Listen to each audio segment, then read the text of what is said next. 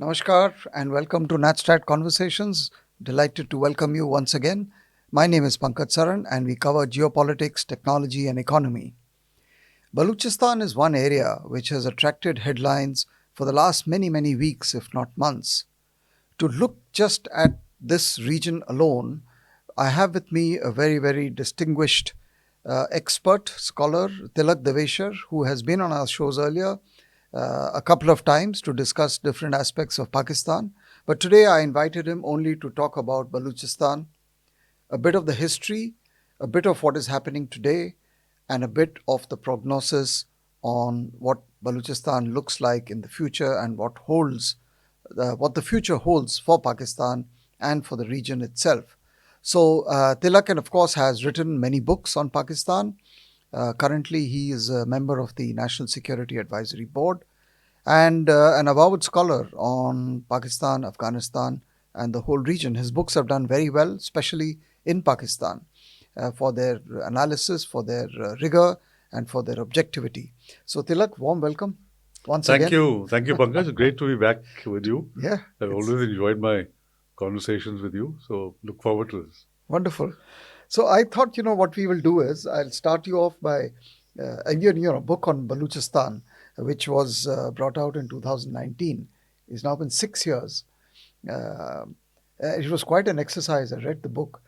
Can we start off briefly with a history and putting the context on Balochistan before we come to current events?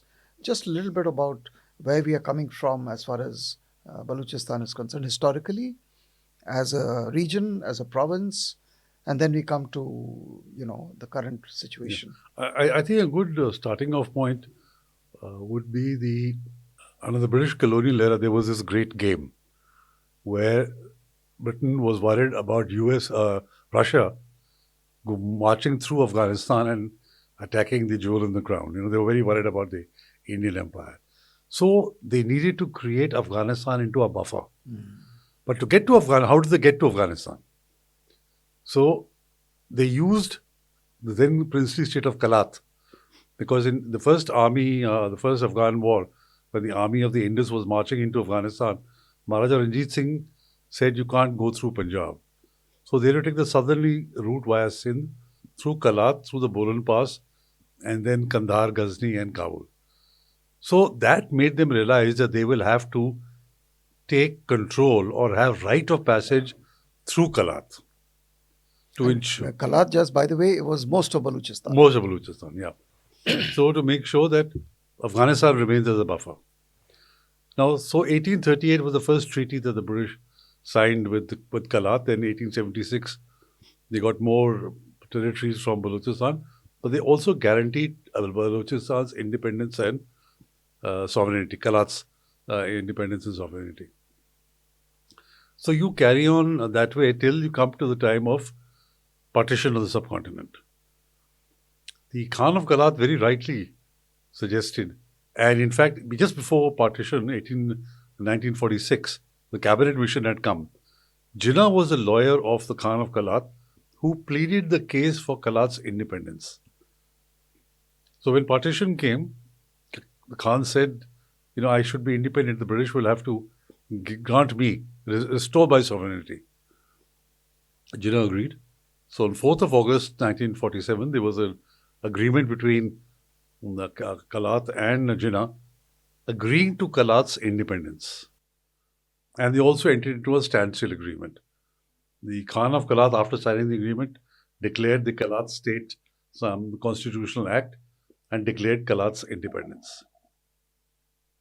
But by October, the British, as a result of British prompting, Jinnah started pressurizing the Khan that, look, you can't be independent.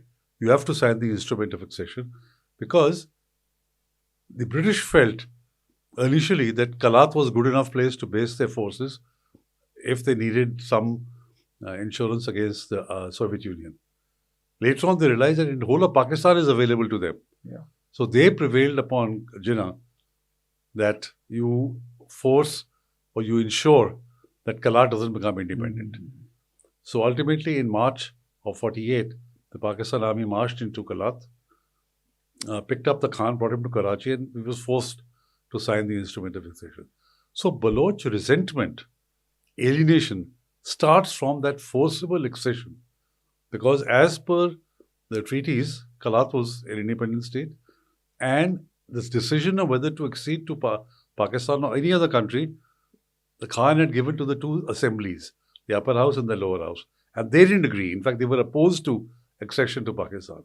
So Baloch grievances start in the forcible manner in which Kalat was made to accede to Pakistan. That is And the sort of, the starting point. and then, of course, you have the tri-junction, no, of Afghanistan, Iran, and today Balochistan or Yeah. Kalat. And you have the Baluchis in all the three countries.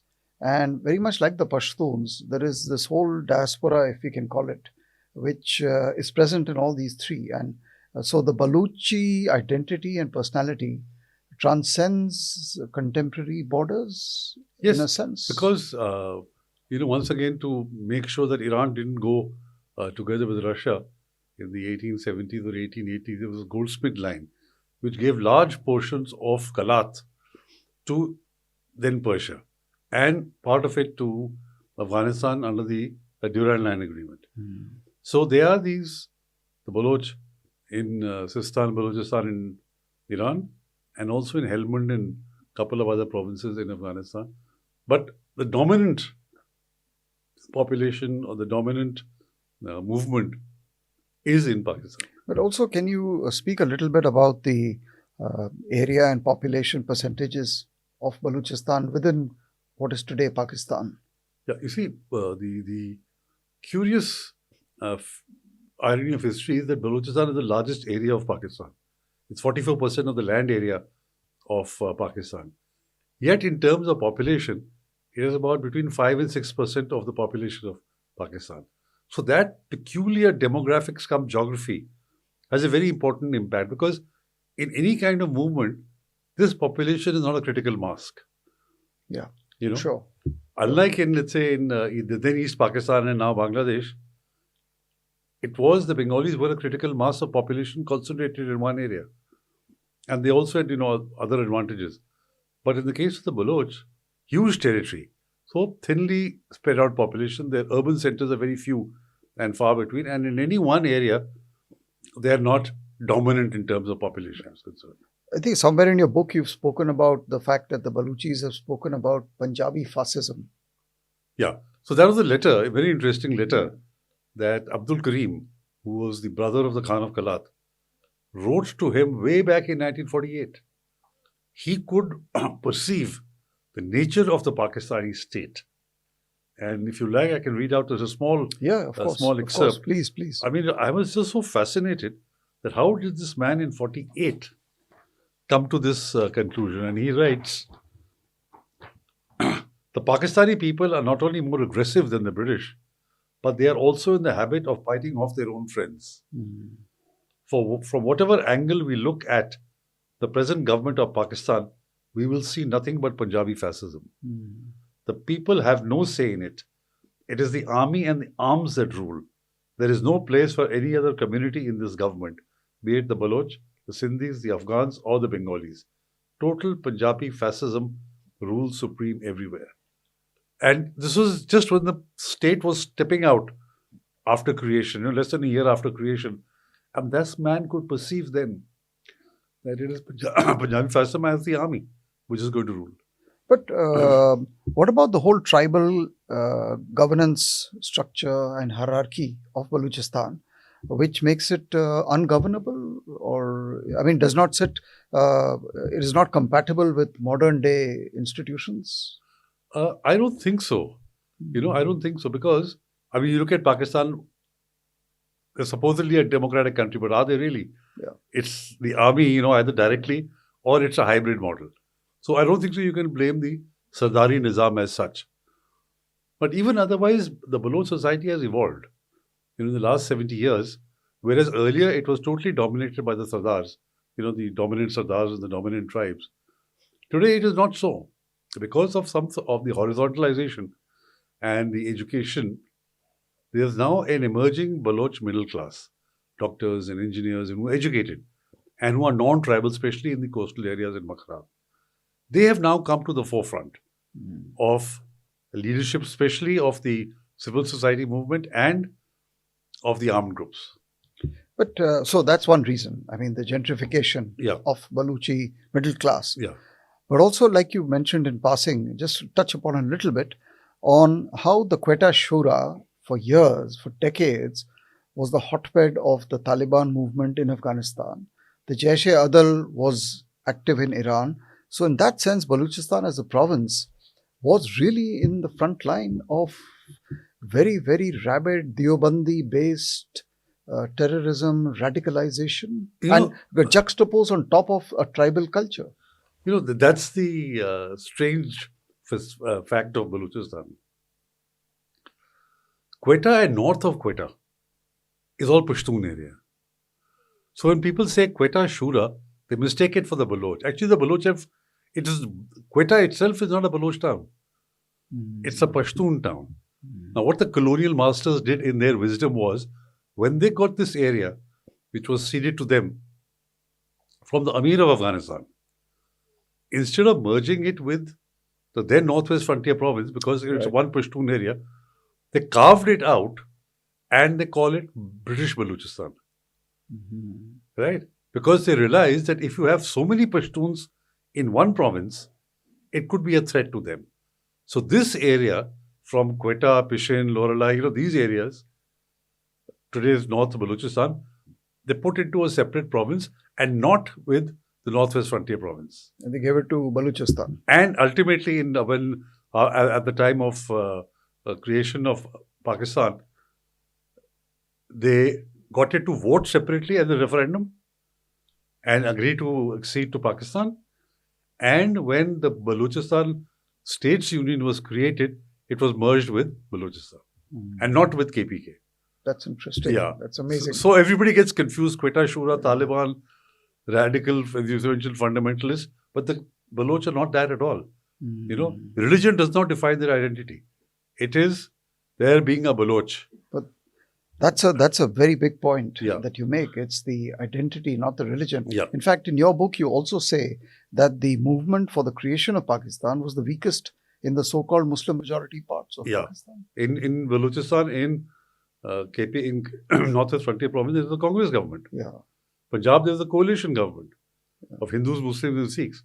Only in Sindh did the Muslim League have a presence. Yet it was demanded in the name of Islam. Yes. True.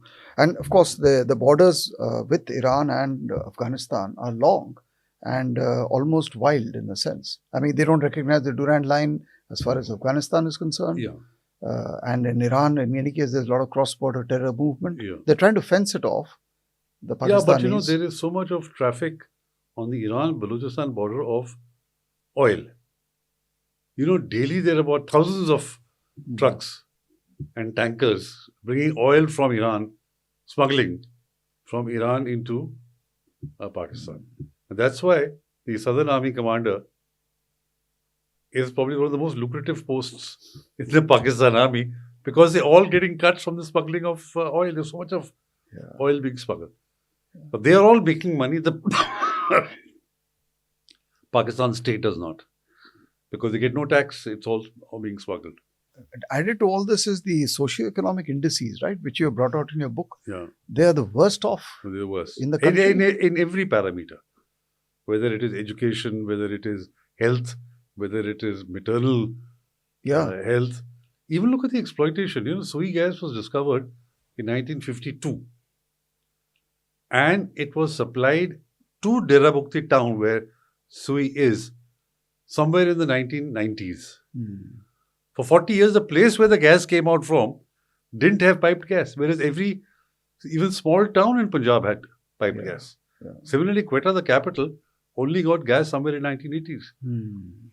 Then there's a discrepancy in the royalty. The wellhead price of gas in Balochistan was far lower than the wellhead price of gas in Sindh and Punjab. Therefore, they got more royalty than what Balochistan would get. Yeah. So exploitation. Massive exploitation. In fact, one economist has calculated that there has been a net transfer of resources from Balochistan to Punjab and other parts of Pakistan to the tune of 7 trillion rupees Wow. in a 30-year period. Yeah. 7 trillion rupees. Can you imagine if the same money was invested in Balochistan? It would have been far more prosperous than Punjab. And of course, as far as we are concerned, we also remember Shagai and the nuclear facilities and Yes. installations. There's a lot of open source material on hardened silos, Yeah. and storages for missiles, for nuclear weaponry, and so on and so forth. So, the Balochistan has also been used Yeah. for this. And apart from gas, this is gold. Chinese are Yeah. exploiting the copper. Correct. So it seems to be like a more of a region that is being used rather than Yeah. being given equal treatment. Equality is, they're the issue in Balochistan, as they say, is the water, not drinking water. There is not enough water for people to drink, the kind of water they drink. Yeah. Is it saaf pani, is a dream. So in your book, you also say that there have already been 4 rounds or wars or 4 insurgencies Yes. since 1948. Yeah. How do you rate what is happening today in the last, let's say, few months, last couple of years, in terms of its spread, in terms of its intensity, and also in terms of the kind of international attention and support it is getting, including from the Baluchi diaspora? So this is the 5th. It Yeah. started in 2004, got intensified after this female doctor was raped in the Sui gas plant. It's a Marang Baloch. No, that was Dr. Shazia Khalid. Okay. Way back in 2004. Okay. Then in 2006, Akbar Bukti was killed in a cave. So it added momentum. Now, this insurgency has lasted much longer than all the previous insurgencies put together.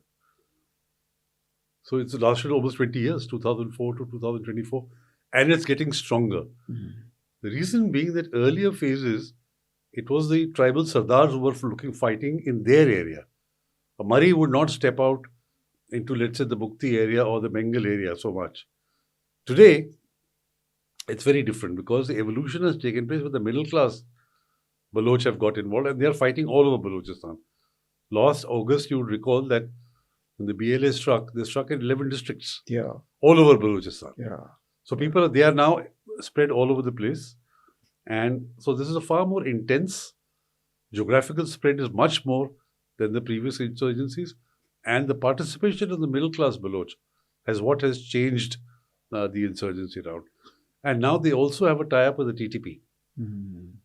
That's The right. TTP has given them some of the weapons that the Americans left behind in Afghanistan, $7 billion worth of weapons. So they've got access to sniper rifles, night vision scopes, thermal imaging. And so in terms of small arms, they probably match the Pakistan Army weapon for weapon. Of course, they still don't have air power, they don't have artillery. But in terms of small arms, they're much better prepared to take on the Pakistan Army than they have been for the last 70 years. So that is what the changes are, And of course, there are all kinds of statistics about the number of terrorist attacks, Yeah. number of fatalities, casualties. Do you have any update on Yeah, do you the remember? Global Terror Index was the last Yeah. thing which showed that Pakistan was the second most affected by terrorism. And that in 2024, the number of attacks and fatalities had gone up by almost 50%. There were over 1,080 fatalities. And bulk of these are of security forces. In Balochistan. Total Pakistan. Total. Okay. About 52% of the casualties are from KPK, and the rest are from Balochistan. Okay. So there's a massive spike in 24, and according to the Interior Minister, Minister of State, in the first 3 months, that is up to March, the number of fatalities is more than what was there in 2024. I mean, 1,000 fatalities due to violence by the militants. And there are 9 attacks a day, he said. There are 9 attacks a day. Can you imagine that level of attrition and the kind of violence which is in Pakistan? And bulk of it, over 90%, is in 2 provinces, KPK and Balochistan. But the army is then fully stretched. Army is not only stretched, but they don't seem to be getting their act together. So what did they do when they talked about a hard state? Yeah. They went and picked up peaceful protesters which are being led by Maharang Baloch. Yeah, right. I mean, instead of going to the hills and fighting the hard battles, which they need to if you're a hard country, Right. you pick up unarmed, defenseless people who are protesting peacefully. So this is almost like a classical ungoverned space. This vast swath of territory, Balochistan. As I wouldn't even call it ungoverned. I think it's total lack of imagination and lack of leadership. They know they have a problem. They also know what is the problem. But having learned nothing from 71 and the experience in Bangladesh, military force is not going to put the Baloch down, as it is not going to push the TTP down. It may do it temporarily, but it will re-emerge because that is not a solution. Ultimately, they have to sit on the table and talk to these young boys. I think, what is the problem? Is there a solution possible? So I think that is where the problem in Pakistan is. That lack of leadership, lack of imagination, lack of understanding of what the real issue is. Yeah. So the government is the Balochi National Party, right? The government of the day is the TPP government. Yeah, in Balochistan. In Balochistan. But can you tell us something about the BLA and the other militant or extremist groups? I mean, which is the strongest? Or there are many of them also, right? Yeah. And they are also London-based. A lot of activity happening. So the leadership is abroad because of fearing for their lives, and the leadership was the sons of the original Sardars, who had worked around in rebellion, like Atalla Mengal, Khair Bakshwari, Ghaus Baksh Vizinjo. So their sons are the people who are abroad. People fighting on the ground, as I mentioned, are the middle class, non-tribal, especially from the Makaran coast. Amongst them all, the BLA is, for example, the train hijacking was done by the BLA. But all of them are very shadowy organizations. Our mind would like to say, okay, this is a BLA, this is the leadership profile, you don't know that. You don't know, or at least I don't know, who are the leadership, where are they from, where are they based, what are the sort of different branches. TTP is different. TTP, who you know, the Nurmali Masood leads it. They have 12 provinces, they have central commission, they have ministries. In the case of BLA, BLF, or the Republic BRA, they don't know. But the interesting thing which has happened of late is that these various groups have come together. First, they came together in a group called BRAS, and now they have come one step even closer to, I wouldn't say unity, but to coordinate their military action in the name of the Baloch National Army. They said they will coordinate action, and instead of each person doing small action, they will do joint action, coordinated action, where the planning and the resources are used optimally. So I think they're gradually moving towards some sort of an organized structure. And on the other civil side, there was also a reading in the newspaper that they have decided that they will set up their constitution. At least a common working paper, which all of them can then unite around. Because today, even if somebody wants to talk to them, who do you talk to? Yeah, exactly. There has to be some sort of a leadership, a common minimum program. What kind of a state do they envisage for Balochistan? A democratic state, a presidential form, a parliamentary system. Sure. So I think they are working on that. So talking of the terror attacks and incidents, the Jafar Express hijacking was quite a diabolical attempt. I mean, you have, I saw it's about like 1,600 kilometers from Quetta to Peshawar and 34-hour journey by train. Yeah. And to hijack and then kill and hold so many hostages. Any comments on that? Yeah, it's a stupendous achievement because look at the planning. The planning, the location, where would it be done? The intelligence that there were 200 army people traveling in that. Yeah. And this kind of a thing can't be done at the spur of the moment or in 6 hours' notice. Required a lot of planning. They chose their spot just out of a tunnel. So I think it was I haven't come across an example. You had Sholay, by those dacoits try to make that Yeah. thing. But I was told recently, after this thing started off, that apparently the Naxals had also attempted a hijack of a train somewhere, and after doing it, they gave themselves up. Oh. This is 2009. Yeah. I'm not sure of the details, Mm. but this is what somebody sent me a WhatsApp message, saying that this is not the first incident. And somebody said there was one in Netherlands Yeah. that was thought to be hijacked. But But in any case, this is an amazing yeah, feat. but the difference also is the topography. I Yeah. mean, it's just barren land. There's no habitation there. Yeah. And there is nobody for miles around. Yeah. And people who were released, the hostages whom the militants released, they had to walk for 4 hours before they got to the Really? nearest station. Yeah. Wow. It almost resembles a movie from the Wild West, which Yeah. you used to see, made in Hollywood, Yeah. on horseback. But so now let me come to this question of, you have repeatedly mentioned it, this whole business of the secession and Bangladesh. You mentioned it a couple of times. But in your own book, you also bring out that the difference between Bangladesh, East Pakistan, and this was that their neighboring countries, that is Afghanistan, Iran in this case, or the international community, the Baluchis don't have the kind of support that let's say East Pakistan had, and that you're not quite sure whether secessionism is the next logical or inevitable consequence of what is going on. Your thoughts, I want to Yeah, you get see, in. so since the country is the same, Pakistan, comparisons are inescapable. Yeah. That East Pakistan managed to break away, but in the case of East Pakistan, a couple of factors were unique. It's a critical mass of population, Sure.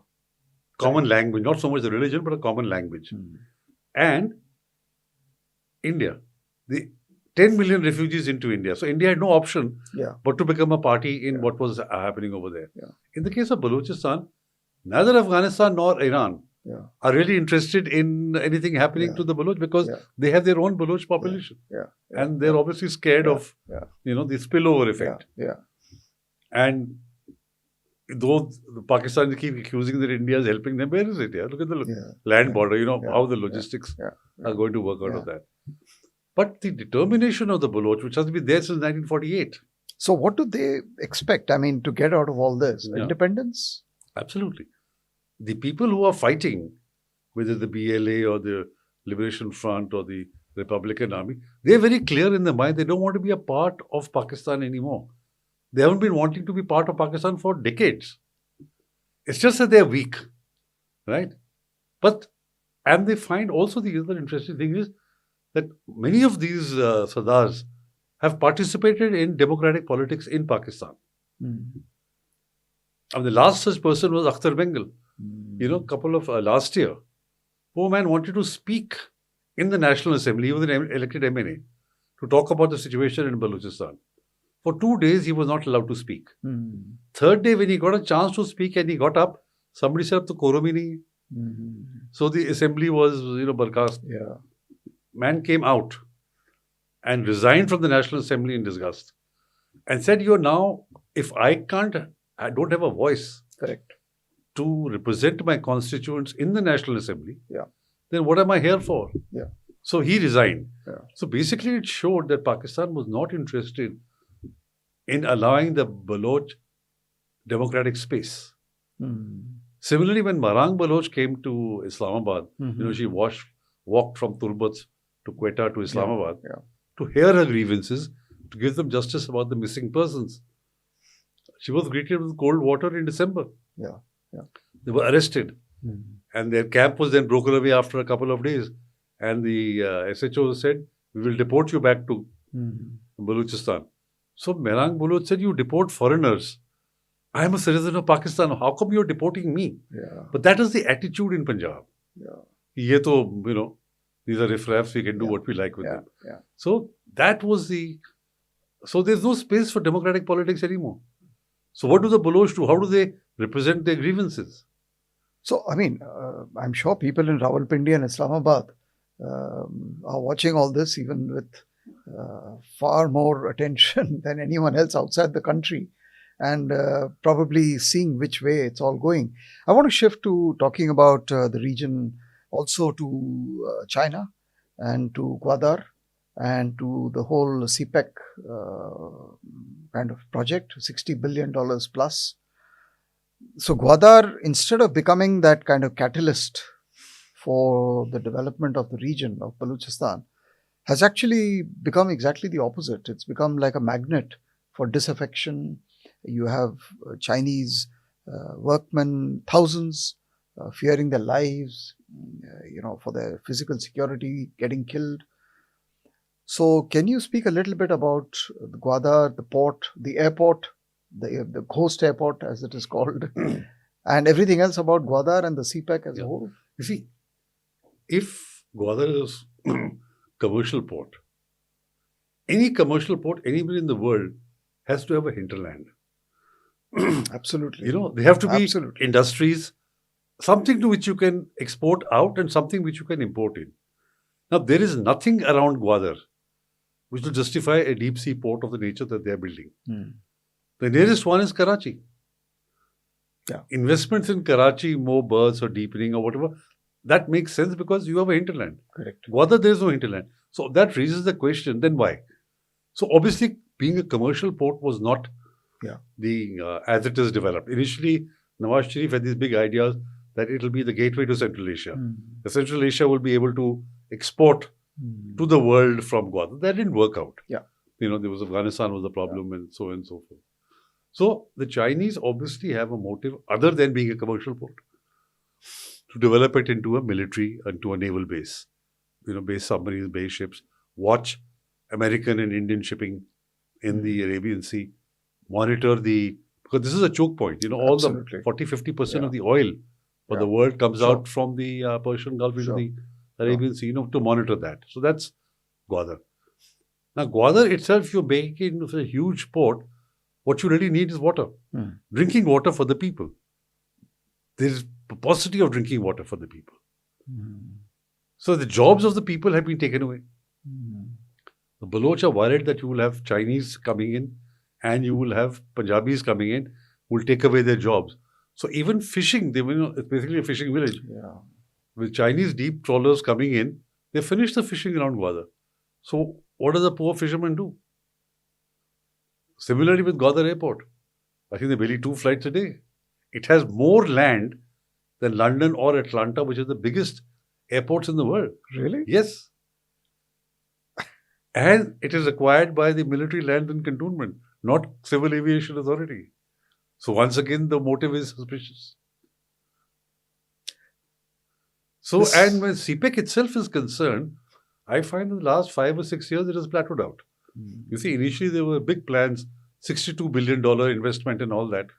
For the last 5 or 6 years, no fresh investment is coming.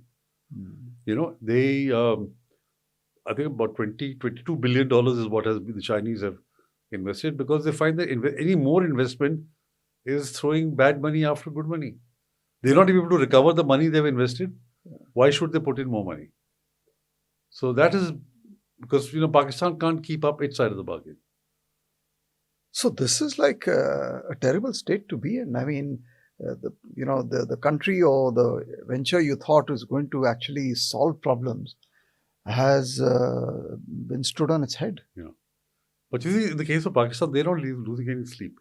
They feel that once you have sucked in China, and China has invested so much of money into you, jayega. Because for us to repay China, they will have to continue to be here and invest more. Only then will they get their money back. Yeah. Also, those famous so-called motor lines, these motor highways and so on, which were supposed to link Gwadar right, go up right north. Yeah. Those may have been built. There's a lot of portions have been built. But once again, it makes economic sense only if there is movement of commercial traffic. Yeah, of course. If you're sending goods. Yeah, sure. If you don't have goods to send, what are they for? Yeah. Like power plants, for example. The electricity is so expensive because the rate of return is over 22% in some of them. So the people can't afford to buy that kind of electricity.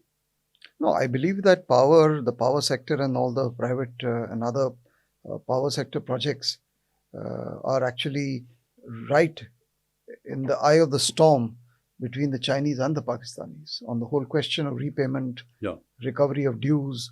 I mean, they're one by one, they're all going bankrupt. What's called the independent power producers. IPPs, yeah. IPPs, they are not able to have the circular debt. Yeah. which means the money that they subsidized. All this power is being subsidized by the government. Yeah. So that has huge Mm. built up. They're not able to pay the IPPs. Yeah. The IPPs are up in arms. Yeah.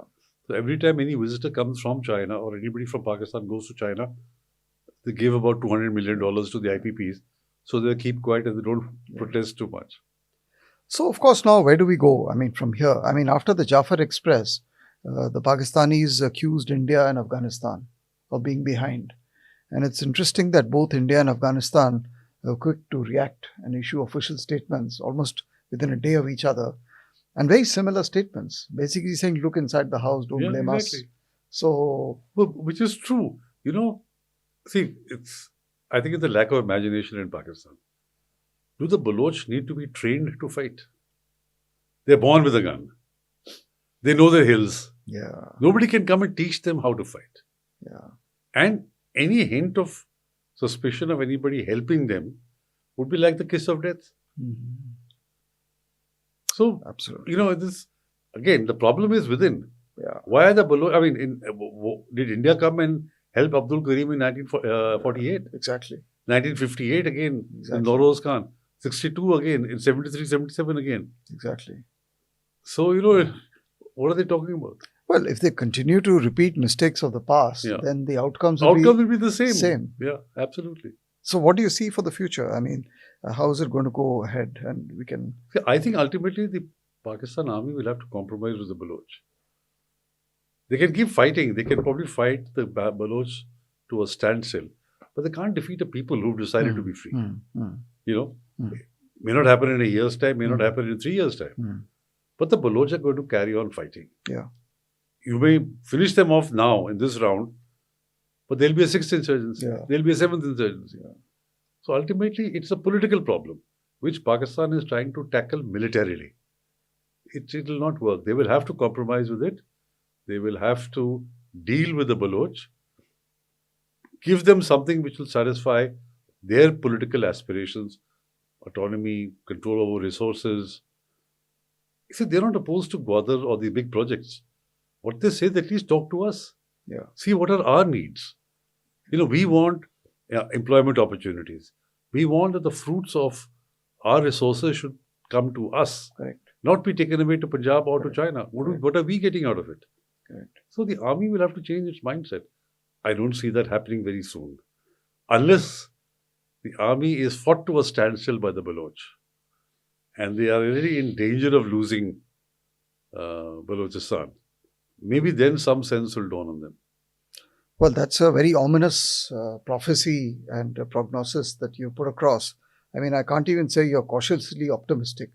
I don't see much of the optimism part. You're Cautiously probably pessimistic. pessimistic. Well, thank you so much, Tilak. I think this is a very serious issue. We need to keep watching it for the sake of regional stability and also, of course, for the sake of keeping Pakistan together. And it's a very critical fundamental fault line, as you brought out. I think there's too much at stake, right? But thanks for that, and I hope that you can update your book with. And do you think your book has been justified by events in the last 6 years? Yes. And I was going through my book again and I patted myself on the back, if you would permit me to say that. Yeah. And I said, wow, it's, I wouldn't say coming out true, but a lot of it, what I've written, was very perceptive when I wrote it. How was it received in Pakistan, your book? Yeah, in fact, there was one particular thing which was really, pleased me. There was a guy who does this vox pop, go on the street and ask people. So he was asking a student, and showed him this book. I've read this book. It's an excellent book. और इतना fairly, इसे जो लिखा है, Indian ने लिखा होगा तो गलत ही लिखा होगा, कहता है नहीं, इतना इसने लिखा है, बिल्कुल सही लिखा है. So that I thought was, something to be proud of. Well, thanks a lot, Tilak. It's a pleasure always to listen to you, your insights, your scholarship. Thank you so much. And Thank you so much. Thank you, Pankaj, for calling me. No. Always a pleasure talking to you. Great. We'll do more of this on Pakistan. Yeah. It's an unending story. Every time I've invited you to discuss a crisis in Pakistan. And that's been the case for the last almost 2-3 years, at least. But I hope things will improve for the sake of Pakistan. but we look forward to having you again. Thank you so much. Thank you, Pankaj. Thank you. Thank you very much, dear listeners, for viewing our show and for this and for joining us in this conversation with Mr. Tilak Devasher. Till we meet again, we will continue our discussions on topics of interest to India and bring you insights which hopefully you will find useful.